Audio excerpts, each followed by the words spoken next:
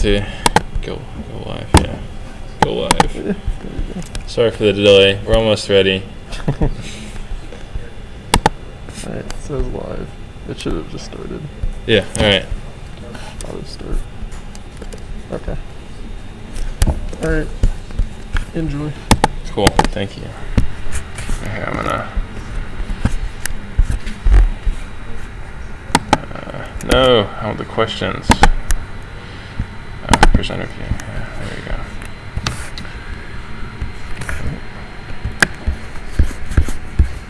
Just down. Left. Left. Okay. I'm just gonna Control Shift key. There we go. Cool. All right. Welcome everyone. How's everyone doing? Cool. Cool. Well, thanks for coming to my talk, How to Hide Your Virtual Crimes. To be honest, the title of this talk is a bit misleading. I do not endorse committing cyber crimes unless they're cool ones. This talk is intended to educate all of y'all on the basics of data recovery and various red team, blue team tactics for discovering and hiding data.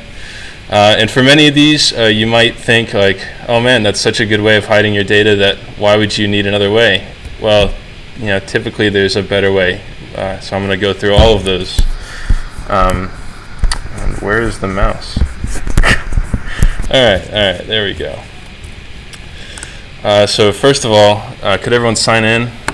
You do not get tacos if you do not sign in. So everyone sign in.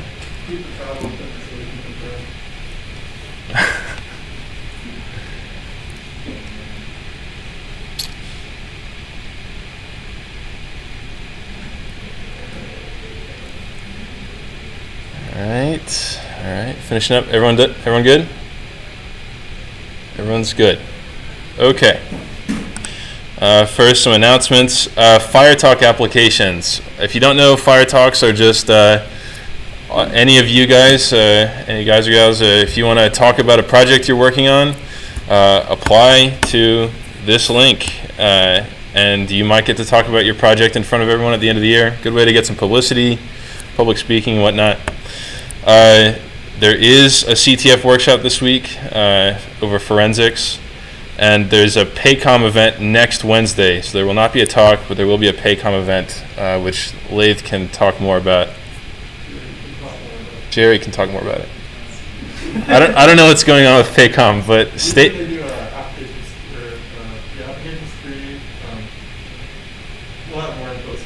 tuned in the Discord, and you'll find out what they're going to do. All right, so data recovery. What is it and why does it matter?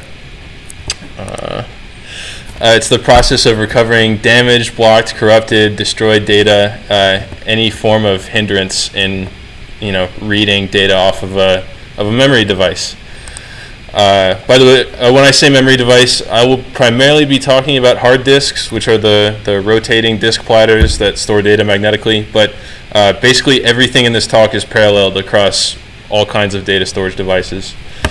So an example of data recovery is reading data directly from a hard drive without login access, reading data from like shards, like physical shards of a broken drive, although that's pretty hard, and I'll talk about that in a second. Recovering deleted files, which is very, very easy. Recovering corrupted files, which is somewhat easy. And the government and Google, Facebook, any company with money will pay people lots of money to do data recovery for them because they want to find if their citizens or employees or foreign hackers are doing bad stuff. And of course, it's also useful if you mess up your own hard drive or something. First, I'd like to go over inodes, just because they're pretty relevant to what we're going to be talking about. Inodes are a Linux-specific data structure, and they contain various kinds of file metadata. So basically, every file has an inode, and every inode has one file. They contain stuff like the access modes, like read, write, execute, who owns the file, what kind of file it is, etc. Inodes have indices, and that's important because if you know the index of a file's inode, and considering that they're all unique, you can probably recover any data that was messed with from that inode. I meant to go back. And also, Windows has a similar structure called a file index number. Just, parallels there. Inodes do have finite length. So if you'll see, this is just an interesting tidbit. You'll see that these inodes point to blocks of data, and they do each have finite lengths, even though they are recursive. And technically, that does mean that file size is limited in Linux, and it's I think that file size is 16 terabytes for ext4, which is what most Linux uses these days. Anyway, that's just something interesting. File carving. It's the process of piecing together file chunks on a hard drive without file system metadata. Basically, so if you see on this diagram here, anyone who's in data structures probably saw this a couple weeks ago. It's a really good diagram.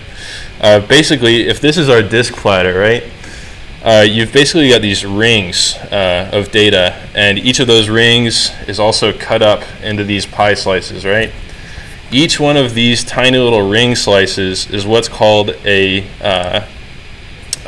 sector or a block, depends on who you ask, but basically that is the smallest physical space that an operating system can access on a drive.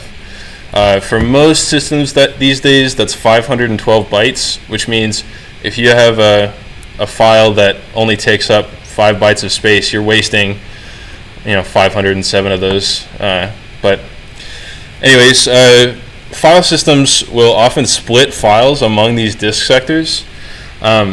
And so if you want to piece together those file chunks back into the file that you're trying to recover, you basically just need to check a bunch of permutations of those chunks, which, as you can imagine, if these sectors are 512 bytes, even if you had like a 1 gigabyte hard drive, which is measly these days, you would still have, this is in the 10 to the power of 100, permutations of all kinds.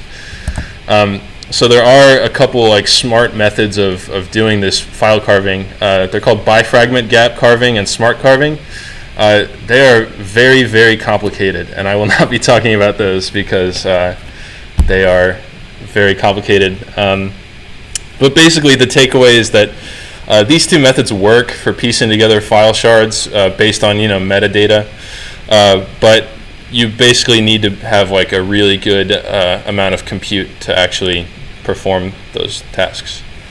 And so preventing file carving, ? How do you do it? Anyone have any ideas?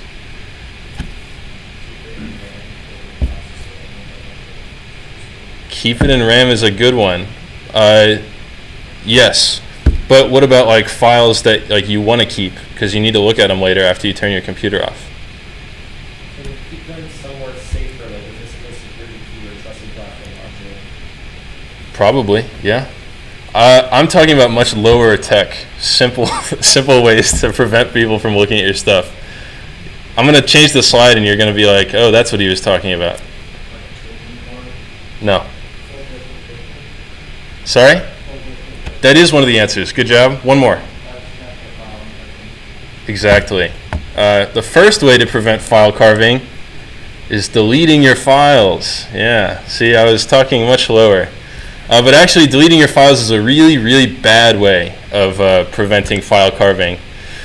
Probably the least secure way short of not deleting them. And the reason for that is when you actually delete a file, the contents of that file don't go anywhere. They stay in exactly the same place on your disk. Basically, the only thing that changed is, if you remember the inodes I talked about, they stop pointing to that data. So you're basically just telling the file system, oh, that little sector on the disk is, you can write on that now. It's okay.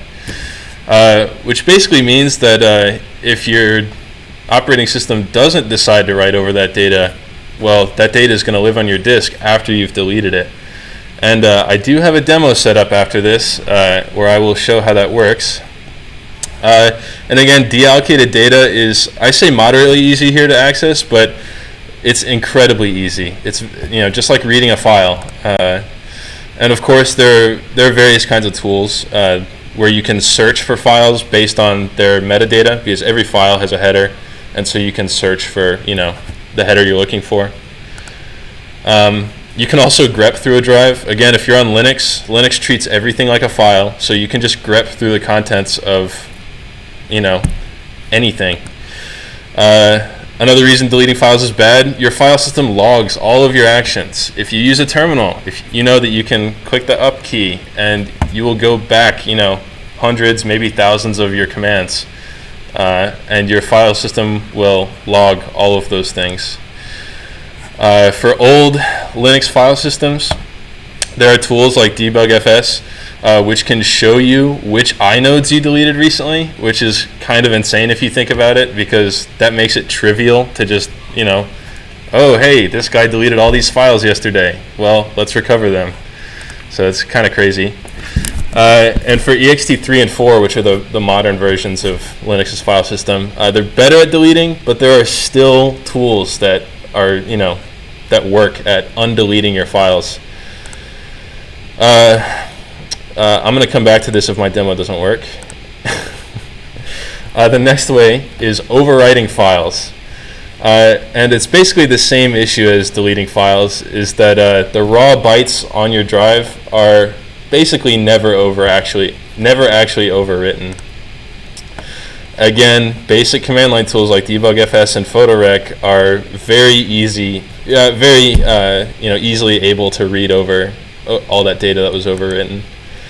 It's different when you're writing raw bytes directly to the drive, and so you'll see like the dd command is frequently used, where you can just pipe in data from urandom straight into your drive, which is a sort of valid way to wipe a drive, but I'm going to talk about more of that later. Magnetic read and write is not perfect. Basically, so when you write onto your drive, you're kind of just, you're altering, basically these disks are made of like ceramic, and there's basically like a metal, like a magnetic coating on top of the disk, right? And you're altering that coating to represent a 0 or a 1 for a given bit, right? But the thing is that that's not perfect, and the more you write a bit to a 1, the more it'll be like a bit closer to a 1 even when you've written it as a 0. And so if you get like a custom disk reader, you can actually tell that disk reader to lower the threshold that it thinks a 1 or a 0 is at. And so it'll be reading like 0.6s as 1s when they should be 0s maybe. So you can actually recover overwritten data that way, which is pretty crazy to think about. I will also come back to this if I need to. Hardware full disk encryption. Someone mentioned that. I think it was you. Yes, full disk encryption is exactly what it sounds like. You encrypt the entire disk. And typically you encrypt it while the drive is powered off. So if you imagine it like a stone at the bottom of the hill, you have to put work into it to get it back into its decrypted state, which is good because you don't want to turn your PC off and then lose all power to prevent someone from reading your data, right? So you want to have to do work to decrypt it. The problem with this is that this is still vulnerable to exploits. These two interesting ones are, they involve like rebooting to a different OS. Hard drive never loses power, so it never, encrypts itself again. And the other one, this has been done in a laboratory, moving the drive to a different computer without removing its power, which is, that's like Mission Impossible stuff, but it's been done, and I think that's interesting. Hardware FDE typically uses AES, which is a very, very good encryption cipher.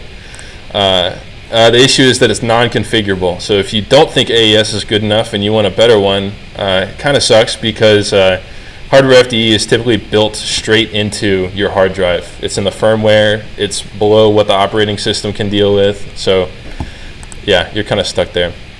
Next one is software FDE. Same thing, except your operating system does it typically. If you use Linux, specifically Ubuntu, I'm sure plenty of other distributions have this, but whenever you set up an Ubuntu distribution, it asks you if you want to set up Lux, or Lux, I don't know, I say Lux. But basically it's literally just like one checkbox and an extra password, and then boom, all of your stuff is decrypted or encrypted when you turn your machine off, and then decrypted whenever you have it on. It does that one of two ways. You can configure it to decrypt the entire disk on startup, which is less safe but faster, or you can use its default settings, which actually decrypt block by block as you read them, which is pretty interesting. Again, it's typically AES encrypted because AES is good, but it is configurable because it lives inside your operating system. Downside is if you want to configure it after you've set it up, you have to wipe your drive again, which is, oh well. The issue here is that it's even less secure than hardware FDE due to data residue. So basically, RAM is not perfect. Even though it is volatile memory, bytes can live on your RAM up to minutes after you actually turn your machine off. And the thing about software FDE is, I mentioned that its default setting is that it decrypts block by block. Well, that means it has to have the master key, the encryption key in RAM at all times. Otherwise, you can't do anything. So if you turn off your machine after, assuming you're using software FDE, there's a good chance that your encryption key will live on your RAM for a couple minutes afterwards. So again, this is some Mission Impossible stuff, but if an attacker really wanted your stuff, they could wait until you turn your computer off and leave the room, and then they could, I don't know, make a copy of your RAM or something. I don't really know how that works. Put it in a different one. Well, that would also be weird. You'd have to get like a special RAM reader, I think. Yeah, you would. But again, I don't know, crazy stuff, right? Question. Isn't there one of those secure Linux distros that runs off of USB that mitigates this by writing over RAM when you shut down? I believe I have heard of that. I didn't research it for this talk, but yeah, I think that is a thing. And it's smart to erase your RAM when you turn your computer off, because why would you need it?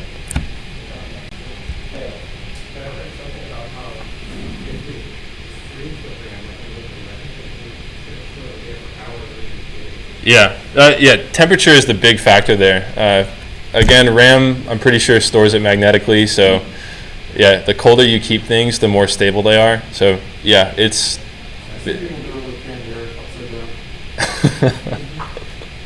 Yeah. Any other questions? I don't know. I'm not a computer engineer. Sorry. All right, minor physical damage. If you scratch or buff or smudge your hard drive, not really anything wrong with that, because you can imagine how small 512 bytes is. So one scratch, even if it looks really big, you're going to leave 99% of your data behind. Water damage. If you've seen Prison Break, the main character of that show had some illegal stuff going on, and he threw his hard drive into a river, and then authorities were able to recover the data anyways. And that's fairly reasonable because, like I said, these disks are made of typically ceramic or glass or aluminum. None of those things rust. Pretty sure that's true about aluminum, right? Aluminum doesn't rust, right? Okay, yeah, well, basically all three of those materials are at least somewhat resistant to rust or don't rust at all. So yeah, water damage, throwing your hard drive in a river is not going to do anything. Even though you can't boot it, like you cannot boot a scratched hard drive, you're going to get some weird errors, but as long as you can plug it into a different computer that does boot, you can just read it like a normal file, assuming it's Linux. Again, these platters will not corrode in water, so don't bother throwing them in a river. Irreversible disassembly. This is a pretty good way to erase all your data. Of course, there's not really any going back. Any third-party data recovery company will not even attempt to get data off of a physically damaged drive like this. And the FBI, the NSA, big tech companies, I guarantee they have clean rooms with PhDs and people who get paid $5 million a year to extract data like bit by bit from these shards. It is a thing for clean rooms to pull data off of these shards, but again, it's so infeasible for a normal human being that you kind of have to have the backing of the US government behind you. Complete physical damage. melting, grinding. Those are the two big ones. It's really a good way. You know, the issue is that for melting, say, ceramic, even though you will, you know, if you really want to go all the way, you have to get a pretty high industrial grade furnace for that. So you'd have to do some planning ahead of time. But the general rule is if it doesn't look like a hard drive, it is not a hard drive. So there you go. Just that's a good way to prevent anyone from reading your data. And again, unrecoverable. Do not do this if you just want to hide your internet history from your mom. There's no going back. And magnetic damage. This is the last one. The issue here is that, believe it or not, those hard drive platters are surprisingly resilient to typical magnet strengths. So this guy holding this magnet right here, I watched the video. It was like a decent grade magnet, but it was not industrial grade. And you know, you can still retain most of your data from that. So if you do it right, you do scramble all your data on the disk. The issue is that you're not going to be able to achieve that level of corruption without dropping lots of money and preparing well ahead of time, because you have to get really big magnets. All right, well, it is time for my demo. And basically, I wrote a program, and this has been done a million times probably, but I wrote a program that gets a drive and erases it 50 times. And I say erases it, what it does is it takes bytes from urandom, which anyone who's familiar with Linux will know is a relatively cryptographically secure way of generating random data. And so it writes over with random data 50 times, and I don't know where I'm supposed to plug this in. Ugh. There we go.